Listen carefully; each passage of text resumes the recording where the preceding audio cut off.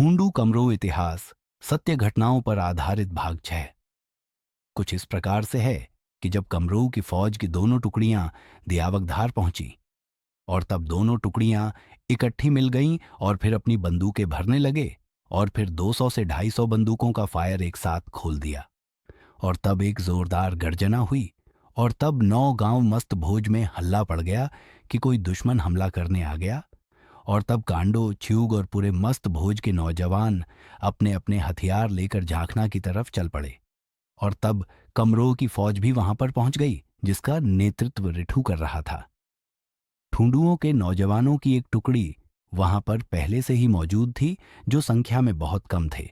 और जिस टुकड़ी का नेतृत्व रतन कर रहा था तब झांखना से ऊपर घाटी से बसिया बाड़ी ने ठुंडुओं को गालियां देकर ललकारने लगा। गालियां सुनकर परसू ठुंडू ने आवाज देते हुए कहा कि कौन है तू जो दूर से गालियां दे ही जा रहा है। और तब बसिया बाड़ी ने अपना परिचय दिया। और तब परसू ठुंडू कहने लगा कि तुम क्यों बीच में पड़ते हो, तुम्हें तो हर जगह मांगने जाना है क्योंकि तू हरिजन बाड़ी हो और मांगना तुम्हारा पेशा है। तो बसिया बाड़ी कहने लगा, मैं बाड़ी हूं अपने राजपूत कमरोनू का, तुम्हारा तो दुश्मन हो। और तब परसों ठुडू कहने लगा, बसिया वापस लौट जा, यह दो राजपूत के बीच की लड़ाई है। हमारे यहां किसी हरिजन और औरत पर हाथ नहीं उठाते बल्कि उनकी रक्षा करते हैं।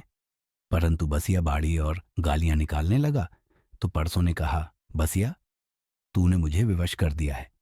तब परसू ने अपने धनुष पर घोड़ी नामक अस्त्र को चढ़ाकर बसिया बाड़ी की तरफ चला दिया और वह सीधा बसिया की छाती में घुस गया और बसिया के प्राण पखेरु उड़ गए। कमरों बसिया बाड़ी की लाश को डाबली में लपेट लिया और स्वयं अपनी बंदूकों को संभर कर झांखना की ओर जाने लगे। और तब तक पुंद्रो राजपूत भी जाना पहुंच गए। और तब तीनों राजपूत आमने सामने खड़े हो गए।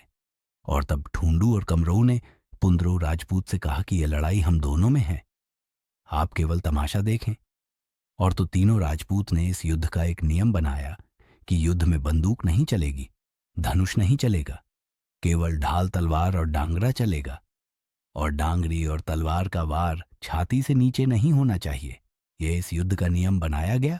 जो नियम का उल्लंघन करेगा उसके खिलाफ फिर पुनरोरऊ राजपूत युद्ध के मैदान में उतर जाएगा।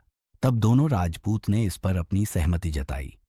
और फिर ठूंडू कमरोनू के जवान योद्धा एक एक करके मैदान में आते हैं और फिर एक दूसरे पर वार करते हैं। जिस पक्ष का एक योद्धा वीर गति को प्राप्त होता उसे पक्ष का दूसरा योद्धा मैदान में उतर जाता है। ठूंडू के जवान ज्यादा मारे गए। यह देखकर रतन जो ठूंडुओं की सेना का संचालन कर रहा था स्वयं मैदान में उतर गया और फिर उसे 7 फीट के जवान ने मोर्चा संभाल लिया। जो भी सामने आता उसे गाजर मूली की तरह काट देता है।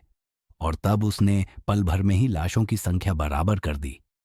यह सब देखकर कमरोनू के जवान घबराने लगे और सोचने लगे कि यदि युद्ध नियम अनुसार चला रहा तो यह अकेले ही हम सबको समाप्त कर देगा। तब कमरोई की विजय चाहने वाले किसी दर्शक ने आवाज लगाई कि ठूंडू ऊपर का ही नहीं नीचे का भी ठूंडू है। और तब कमरोनू ने नियम का उल्लंघन करते हुए रतन के टांग पर वार किया जिस वजह से वह नीचे गिर गया। और फिर फुर्ती के साथ उसकी गर्दन पर प्रहार किया और सर को धड़ से अलग कर दिया। यह सब देखकर ठूंडुओं में भगदड़ मच गई।